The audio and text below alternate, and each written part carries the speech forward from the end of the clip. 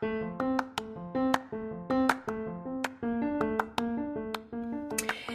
everybody, and welcome to season 2 of the All About Everest podcast. And I'm your host, Pauline Reynolds Nuttall. On this podcast, you can get anything and everything about Mount Everest, including interviews, book recommendations, tips, updates, and a whole lot more. So, welcome to the spring 2023 Everest climbing season. And here we go. Hey, everybody, and welcome to the All About Everest podcast. And today's episode is going to be 10 amazing facts about Mount Everest. I know I've done something similar before, but I decided why not to do it again just because it's a fun topic and it's not necessarily the same facts that I had before. It was also last year in 2022, and I thought a refresher in 2023 would be fun too. Before I get to the 10 amazing facts, I don't have any interviews scheduled for the next week or two. Part of it is because I'm trying to figure out my whole workflow thing. We made changes at my day job. I work 8 to 5. And because they took away my remote days, I was working from home 2 days a week. It's really thrown me for a loop with my schedule when it comes to my business. And I'm also working on a pretty big project for my other business, mamabearoutdoors.com. So hopefully I'll have an interview for you. If not next week, then the week after. A couple of things that I wanted to talk about. There is an amazing movie. I've heard good things about it that is coming out in 2024.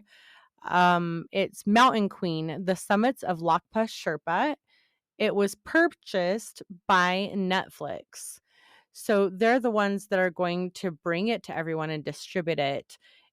If you've just now started listening to the podcast or you're not that familiar with the mountaineers of Mount Everest, Lakpa Sherpa currently holds the female record for the most summits of Mount Everest at 10, and she just recently summited K2. She has an amazing story. She's from Nepal and the Sherpa community. Her achievements a lot of the time have been overshadowed or they really haven't hit the media. Some people think it's because she's Nepali, others think it's because she's a female. And let's face it, when it comes to mountaineering, women are still kind of the outliers, if you will. They're still breaking that glass ceiling when it comes to mountaineering. And if you want to hear more about that, one of the amazing interviews that I've done was with Samina Beg, and she is a mountaineer that has absolutely crushed it when it came to overcoming, coming from a small community, not having a lot of money, and being a female in a very male dominating world. So I'm really excited for that documentary to come out. I believe it was at the Mountain Film Festival, but I can't remember. I know there are a couple people who have seen it and they've seen it, said that it's absolutely amazing. And she is amazing. Lakpa, there is a reason why she's called the Mountain Queen, and I cannot wait for that documentary to be released. It's very, very exciting and groundbreaking because if you look at all of the documentaries that are out there about Mount Everest, I think there's only one or two about women. There really isn't anything out there, or even any of the mountaineering movies. It's mainly men. And there are many women out there that have done great things and had wonderful achievements in the mountains, and they're often overlooked. And one more thing before I get to the rest of the show. I know that there's another documentary coming out. I believe it's going to be in 2024 about George Mallory. And As most people know, George Mallory, on his third attempt of summiting Mount Everest, he died with Andrew Sandy Irvine.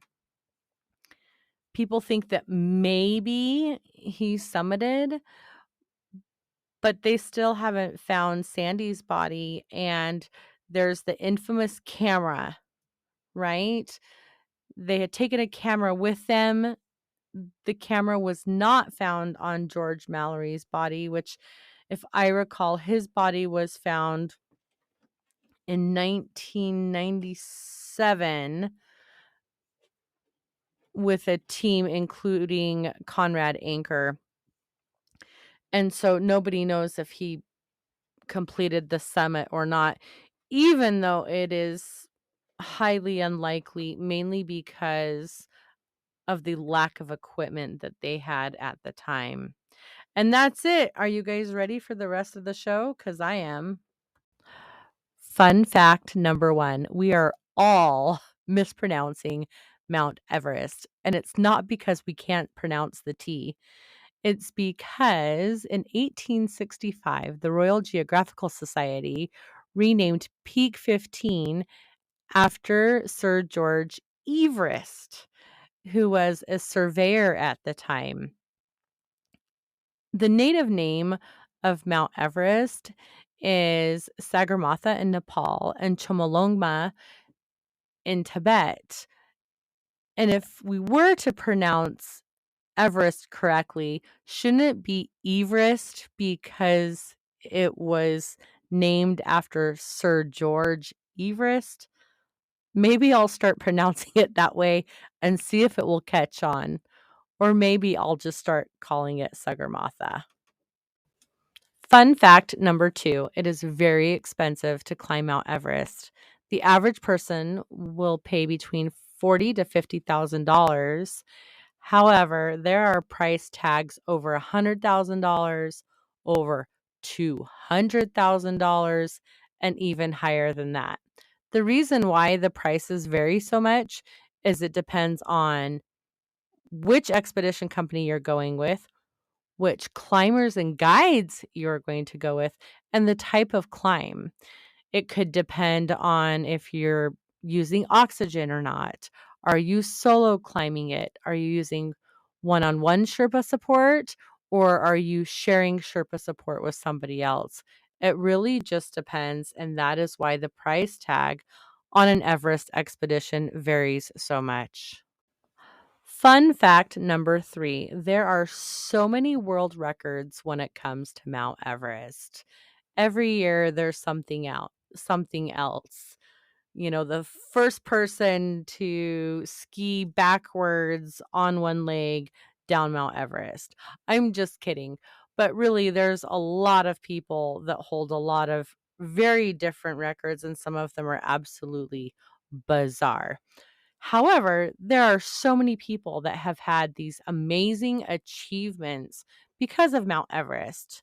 So let's talk records. Cami Rita Sherpa holds the record for both the Sherpa community and the whole world for the most summits on Mount Everest of 28, which this last season he actually did it twice. So his 27th summit and his 28th summit were this year. I also interviewed him for the podcast. What an amazing human being. The Westerner man to summit Mount Everest the most times is Kenton Cool from the UK, and he has summited 17 times. Out of women, Lakpa Sherpa holds the record for 10 summits in the Sherpa community, and the record for the female with the most summits, not from the Sherpa community. There's actually 2 women, Lydia Brady and Melissa Arnault. Fun fact number 4, Mount Everest is located in 2 different countries. So the southern side of Tibet is located in Nepal, and the northern side is located in Tibet. Since the pandemic in 2020, The southern side of Mount Everest has been reopened and many people have climbed it. However, on the northern side in Tibet, it has been pretty much closed since 2020, except for some Chinese climbing expeditions. Just a couple months ago, they had temporarily reopened the Tibetan side to mountaineering, and just last week, they've closed it again indefinitely. They are not issuing any mountaineering permits, and no one really knows the reason behind it. It is what it is right now. Fun fact number 5. The first two people to summit Mount Everest were Tenzing Norgay and Sir Edmund Hillary on May 29th, 1953. As far as the world knows, they were the first two people to complete the summit of Mount Everest, even though George Mallory and Sandy Irvine had attempted it several decades before that. And as far as we know, it was very unlikely that George Mallory and Sandy Irvine summited Mount Everest because at the time they just did not have the right equipment. May 29th is known as Everest Day or Tenzing Hillary Day. Fact number 7, between 322 and 323 people have breathed their last breath on Mount Everest. The reason I'm using breathe their last breath is it's something that's used by the Himalayan Times, and I think it's a wonderful way to describe death.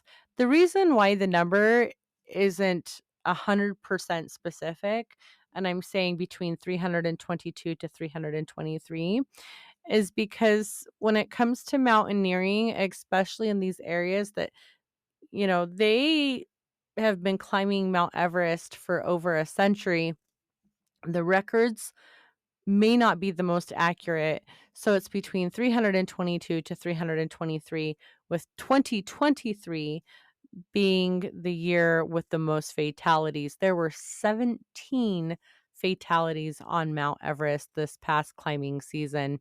There's a lot of different theories, but what it comes down to is climbing in the mountains.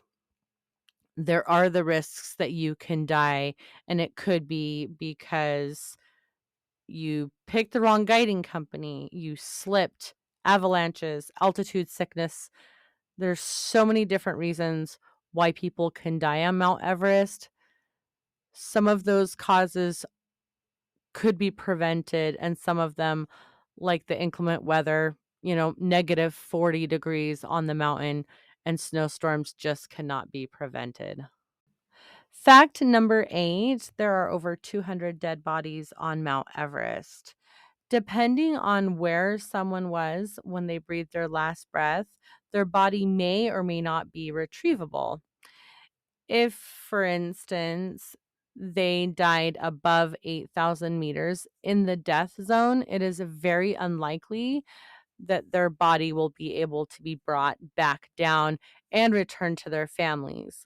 Now, if it's in the lower camps, Camp 1, Camp 2, EBC, it's more likely, and it's just because the higher someone is, or depending on how they died, like if they fell into a 200-foot crevasse, it might be extremely dangerous to try to retrieve their body.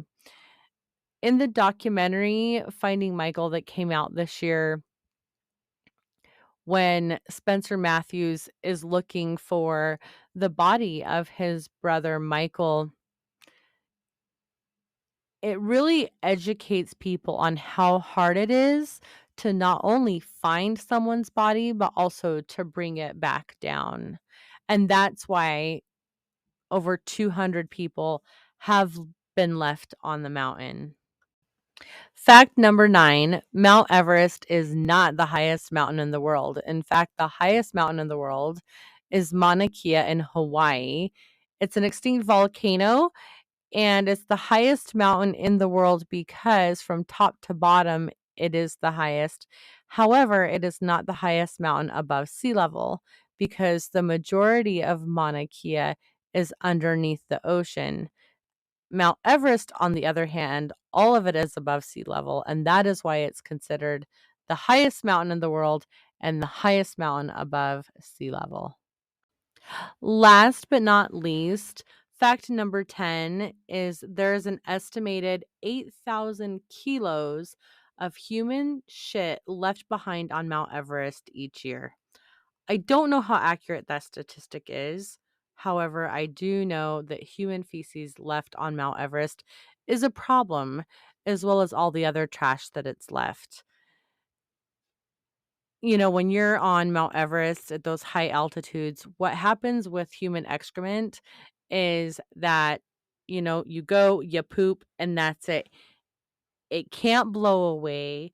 It becomes frozen solid, so it's harder to remove after that.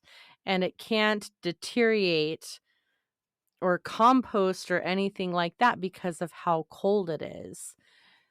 Alan Arnett is kind of a champion.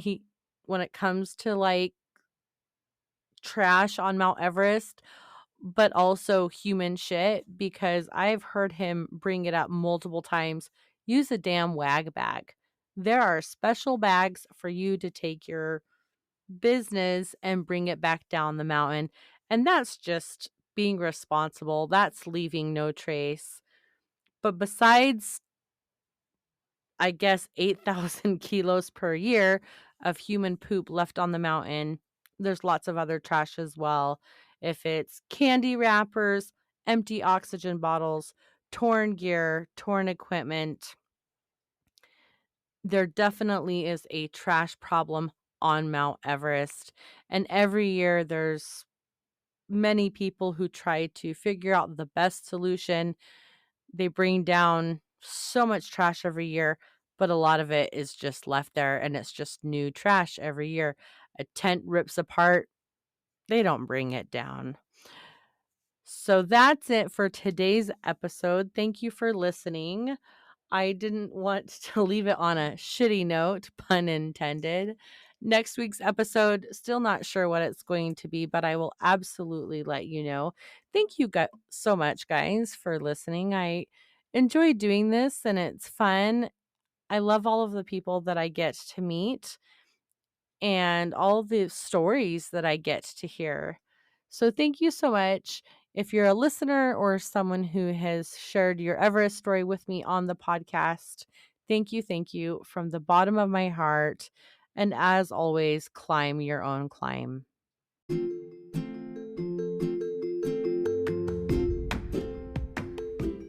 Thank you for listening to today's episode of the All About Everest podcast. We would love it if you would rate, subscribe, and follow wherever you listen to your podcast. You can find us on social media at All About Everest Podcast or at Mama Bear Outdoors. You can support our podcast by subscribing to our Patreon or by buying us a coffee. Until next time.